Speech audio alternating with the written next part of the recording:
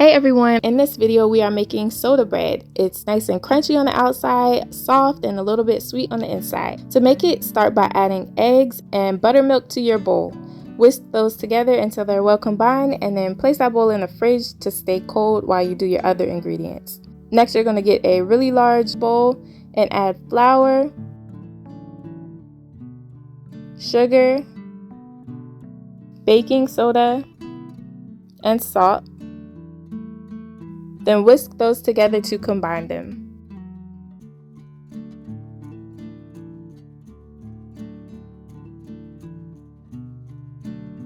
Once you have done that, add your butter. This is cold butter that I have cut up into tiny cubes. I'm going to add that and then cut it into my flour using a fork or a pastry cutter if you have one.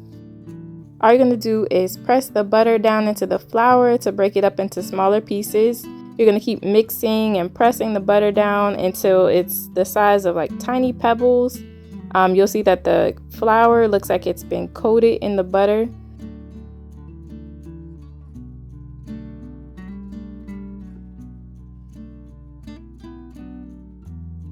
When it's all done, you want it to look like this. It's the consistency of like coarse sand that has tiny pebbles in it.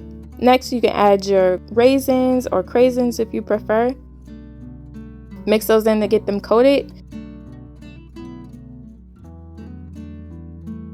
And then use your spoon to create a well in the middle of the dry ingredients. All you're going to do is push the flour up against the sides of the bowl. And then pour in the buttermilk mixture that you already prepared. Now gently fold the dry ingredients into the wet ingredients.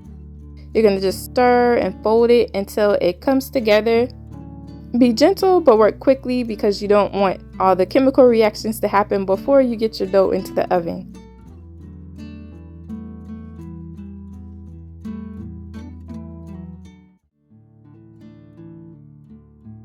Continue to mix this just until it's mostly combined. You can see there that there's a little bit of dry flour at the bottom. That's okay. Add a little bit of extra flour to the top. Use your clean hands to bring everything together the rest of the way. I'm really not kneading the dough. I'm just using my hands to scoop it together, just press it together. All I'm trying to do here is create a ball, just enough so that I can lift this out of the bowl and place it into my pan.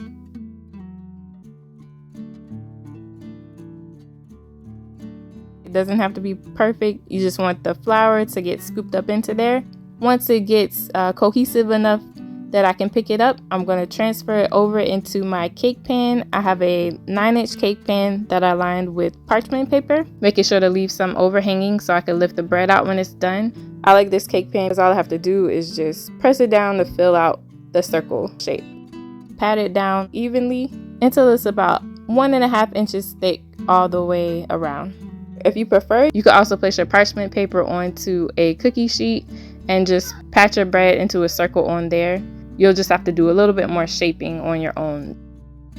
I did have to stop and wash my hands partway through because my hands were just too sticky. So I washed my hands and put a little bit more flour on my hands and continued patting it down gently until it was in a nice circular shape and even all the way across.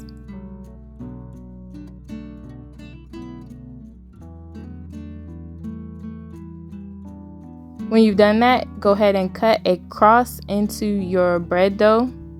Use a sharp knife to cut it about 1 inch deep all the way across on both sides. This will help it to bake more evenly.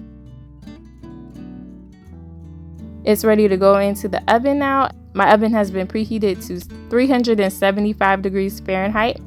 Mine took just about 40 minutes to finish up.